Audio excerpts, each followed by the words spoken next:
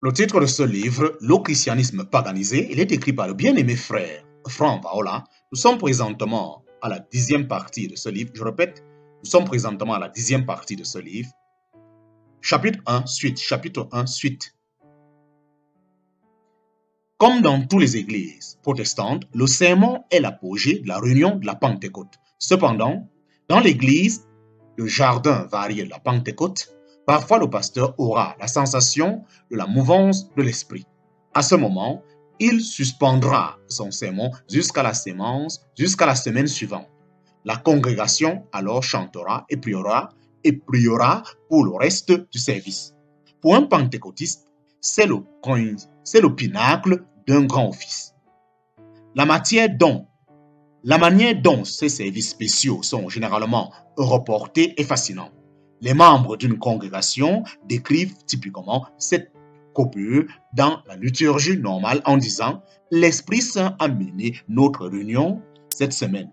L'Esprit Saint a mené notre réunion cette semaine. » Le pasteur Brunman n'a pas réussi à prêcher.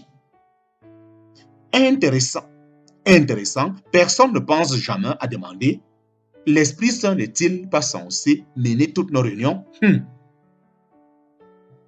Néanmoins, en raison de sa naissance dans le post-luminescence du revivalisme américain, le culte de la Pentecôte est fortement subjectif et individualiste. Dans l'esprit de la Pentecôte, adorer Dieu n'est pas une affaire communautaire, mais une expérience solo. Avec l'influence dominante du mouvement charismatique, cette mentalité individualiste du culte a infiltré la grande majorité de traditions protestantes. Beaucoup d'ajustements, aucun changement essentiel.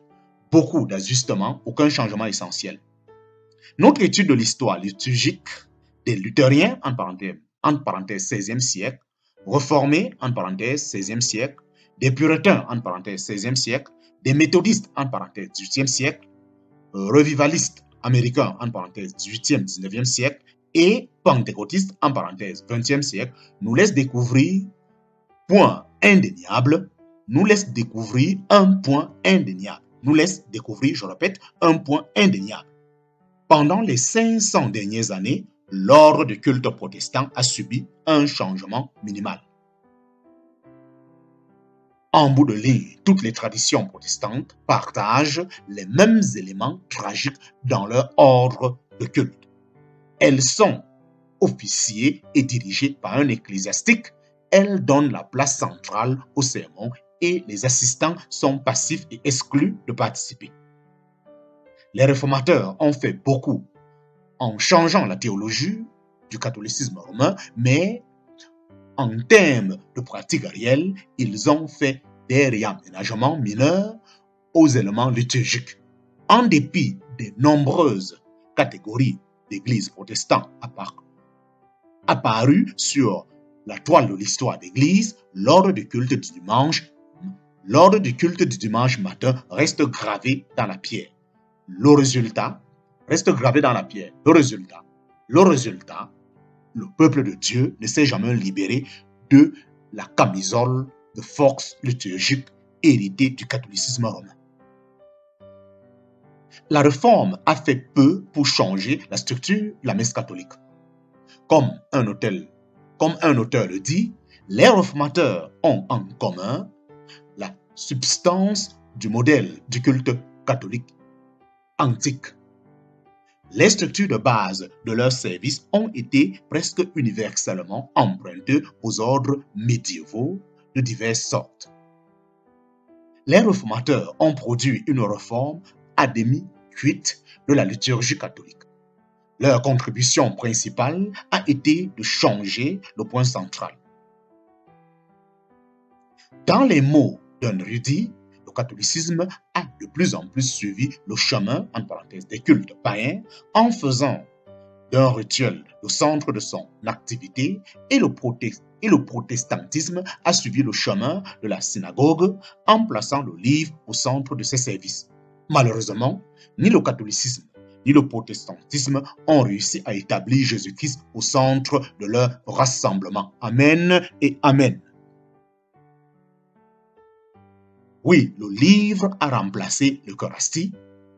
Oui, le livre a remplacé l'Eucharistie et le pasteur a remplacé le prêtre. Mais il y a toujours un homme dirigeant le peuple de Dieu, faisant d'eux des spectateurs silencieux.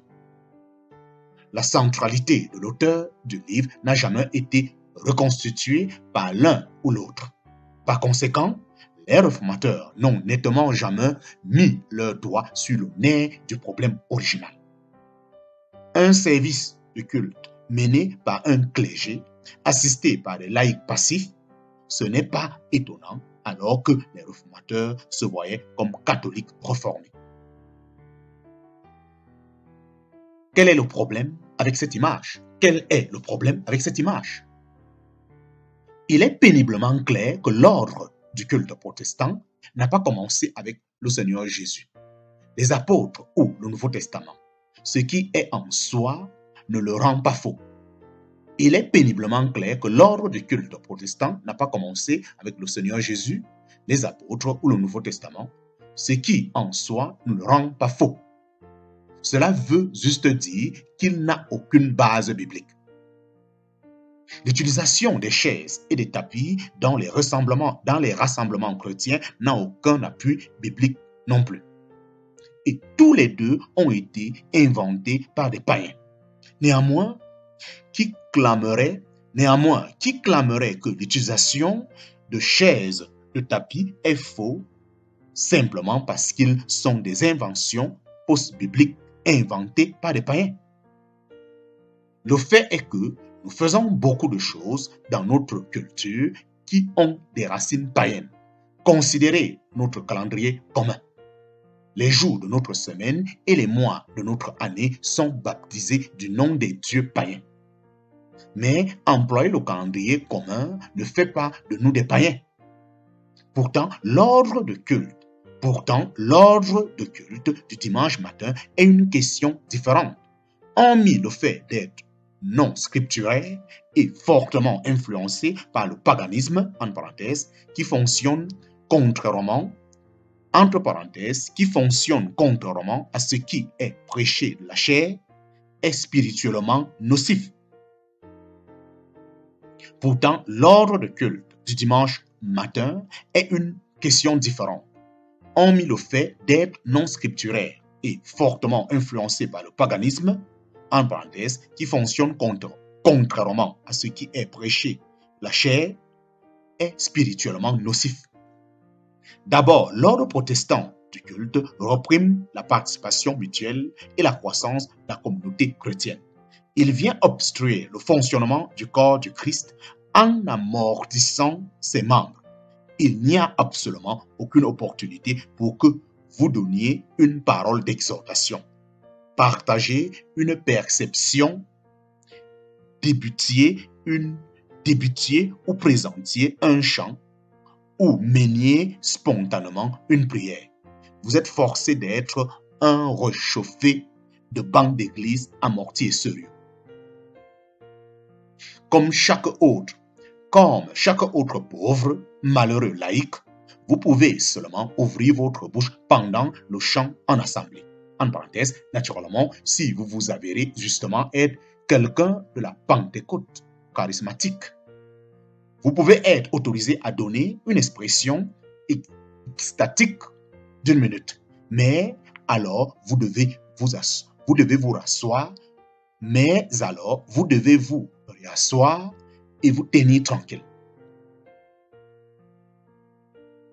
Quoique le partage ouvert lors d'une réunion d'église soit complètement scripturaire, vous casseriez la liturgie si vous osiez l'essayer de quelque chose d'autre, de quelque chose d'aussi indigne. Vous seriez considéré désordonné et invité à vous comporter correctement ou à partir.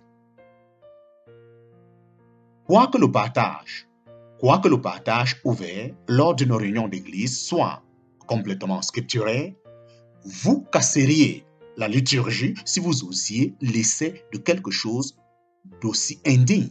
Vous seriez considéré désordonné et invité à vous comporter correctement ou à partir. En second lieu, l'ordre protestant du culte étrangle l'autorité et la direction de Jésus-Christ. Le service entier est dirigé par un homme. Où est la liberté pour notre Seigneur Jésus à parler librement par son corps? Où est la liturgie? Où est la liturgie? Peut-il donner à un frère ou une sœur un message à partager avec l'assemblée entière? L'ordre du culte tient compte d'aucune de ces choses. Jésus-Christ n'a aucune liberté pour s'exprimer par son corps à sa discrétion. Il est retenu captif par notre liturgie. Il est aussi rendu un spectateur passif. Jésus-Christ n'a aucune liberté pour s'exprimer par son corps à sa discrétion. Il est retenu captif par notre liturgie. Il est aussi rendu un spectateur passif.